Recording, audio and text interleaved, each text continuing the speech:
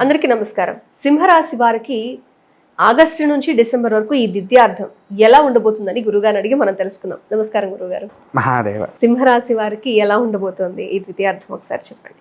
సింహరాశి వారికి తల్లి ఏ పని చేసినా ఆటంకాలే ఉన్నాయి. ఏ పని చేయండి ఆటంకాలే. తిరిగి పక్క వాళ్ళ దగ్గర నుంచి మాటలే తప్ప వీళ్ళు చేస్తున్న మంచి పనిని గుర్తించలేకపోతారు. కాకపోతే రాశులలో సింహరాశి విజయంది. ఎందుకంటే అది సింహరాశి అంటే ఒక సింహంలాగా గర్జిస్తుంది అని చెప్పేసి అసలు అనుకుంటారు. కానీ వారికి ఉన్నంత మెత్తదనం ఎవరికి ఉండదు. వారికి ఉన్నంత మెత్తదనం ఎవ్వరికీ ఉండదు. ఎదుటి వ్యక్తి సమస్యల్లో ఉంటే ఆ సమస్య నాది అని ముందుకొచ్చి వీరి దగ్గర ఉన్నది వాళ్ళకిచ్చి వారిని సంతోషపడతారు. కానీ వాడు దాన్ని తీసుకోడు. అంటే ఎదుటివారి కోసం ప్రయత్నిస్తారు, స్వలాభం అంటూ ఉండదు. అదొకటి ఉంటుంది. తర్వాత ఉద్యోగాల కోసం ఎదురు చూసే వారికి విఫలమే. ప్రమోషన్స్ కోసం చూస్తున్నవారు విఫలమే. రాజకీయ రంగంలో ఉండేవారికి వెన్నుపోట్లు ఎక్కువగా.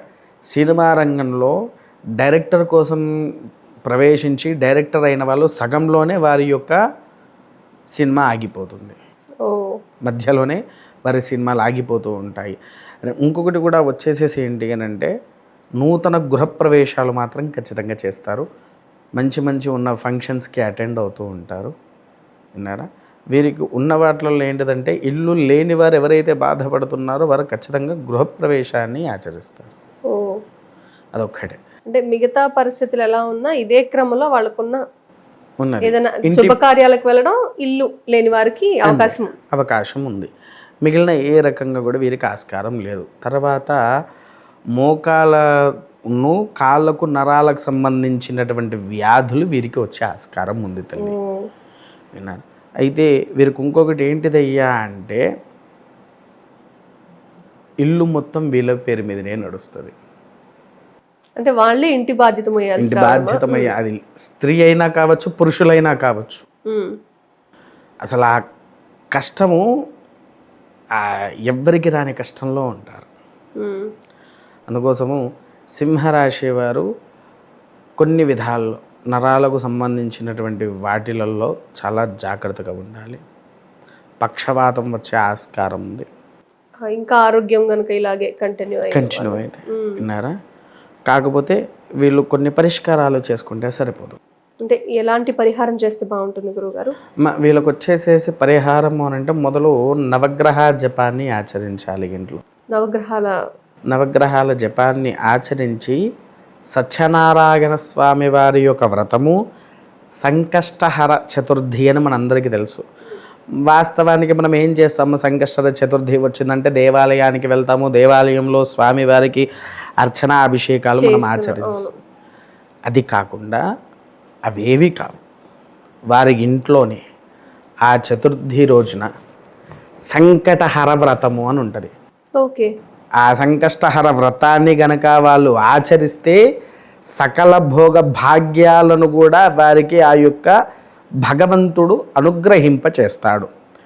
కాబట్టి ఆ సంకష్టలో వీళ్ళు ఆ ఇంట్లోనే సంకష్టహర గణపతి వ్రతాన్ని ఆచరిస్తే అమోఘమైన ఫలితాలు, భోగ భాగ్య ధన కనుక వస్తువాహనాలు కూడా వీరి యందున ఉంటుంది తల్లి.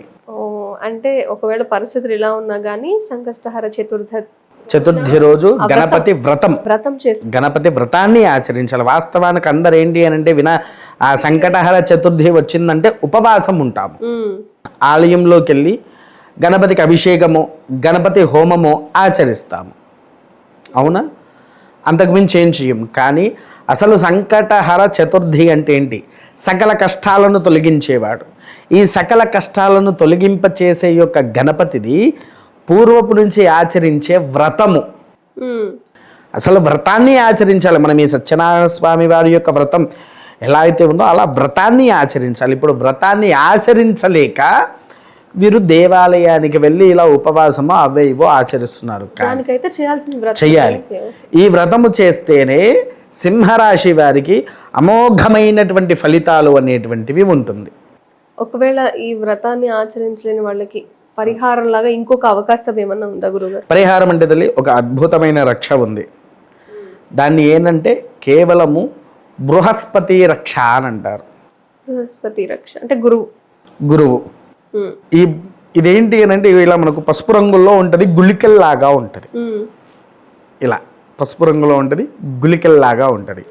ఇది ఎవరైతే ధరిస్తారో వారికి అమోఘమైనటువంటి ఫలితాలు ఉంటాయి. వారికి ఉన్నటువంటి సకల దరిద్రాలు కూడా తొలగుతూ ఉంటాయి. ఆ నరాలకు సంబంధించిన వ్యాధులు కూడా తొలగుతాయి తల్లి. ఒక రకంగా భస్మము, లేకపోతే పచ్చ కర్పూరము, ఇంకా ఒక మంచి కర్పూరపు సుగంధము, గంధము అన్ని రకాలతో కలిసి. అంటే ఇదేంటో తెలుసా తల్లి, మనం రాజశ్యామలాదేవికి మన ఆలయంలో బండారి అభిషేకం అంటే తెలుసా మీకు? పసుపుని బండారి అంటారు తెలంగాణ ప్రాంతంలో. అమ్మవారికి పసుపు వేస్తూ ఉంటాము. ఆ పసుపులో గంధాన్ని, పచ్చకర్పూరాన్ని, ఇంకొన్ని ఉన్నాయి పదార్థాలు, మూలికలు, అవి నేను బయటికి చెప్పుకోలేను. ఎందుకంటే నేను చెప్తే బయట అవి కూడా తయారు చేసేస్తున్నారు ఇప్పుడు. ఆ యొక్క రక్షను తయారు చేయడానికి సుమారు మాకు ఒక వారం రోజులు పడుతుంది. ఇది తయారు అవ్వడానికి వారం రోజులు. ఆ పసుపుతో తయారు చేసి ఇదొక్కటి మూలికలను కొన్ని కలిపేసేసి అందరికి అందింపజేస్తున్నాను. నిజంగా దానివల్ల ఎంతోమంది అమ్మవారి ఒంటి మీద పడినటువంటి భస్మం వచ్చినా, పసుపు వచ్చినా, ఏది వచ్చినా సాధారణంగా అసలు ధరిస్తారు. మామూలుగా ఏదైనా కుంకుమ పూజ చేసి అదే కుంకుమని సంవత్సరం అంతా ధరించడం అట్లా ఇది ధరిస్తే అసలు నేను చెప్పడం కంటే మీరు వాడితే తెలుస్తుంది. అంటే గొప్ప ఫలితం అది మాటల్లో చెప్పలేని ఫలితం. అంటే ఎలాంటి సమస్యలు అని అడగడానికి కూడా లేనంత లేదు. అవును, గుళికలు అంతా వారం రోజులు పడుతుంది అన్నారు కదా. వారం రోజులు పడుతుంది తల్లి. ఒక మంచి పీల్చగానే బ్రెయిన్ లోకి వెళ్తుంది. ఇది చాలా రిఫ్రెషింగ్ గా కూడా ఉంది. మరి అది ఏమిటనేది చెప్తున్నా. మంచిగా కర్పూరము అసలు వెళ్ళిపోతున్నది లోపలి. అవునా కాదా? ఎలా తల్లి? సో సింహరాశి వారికి కార్యక్రమాలు, శుభకార్యాలు, ఇల్లు లేని వారికి గృహం తప్పితే మిగతా పరిస్థితులన్నీ కూడా వాళ్ళకి అనుకూలంగా ప్రస్తుతానికి లేవు. ఎలాంటి పరిస్థితులు ఉన్నా వాళ్ళకి అనుకూలంగా మారడానికి మాత్రం గొప్ప అవకాశం పరిహారాల ద్వారా ఉంది. అయితే వినాయకుడి వ్రతం లేకపోతే ఈ గంధాన్ని ధరించినా కూడా వాళ్ళకి అమ్మవారే స్వయంగా అనుగ్రహిస్తారు అని. చాలా మంచి విషయం గురువుగారు ఇది. ధన్యవాదాలు గురువుగారు. మహాదేవ.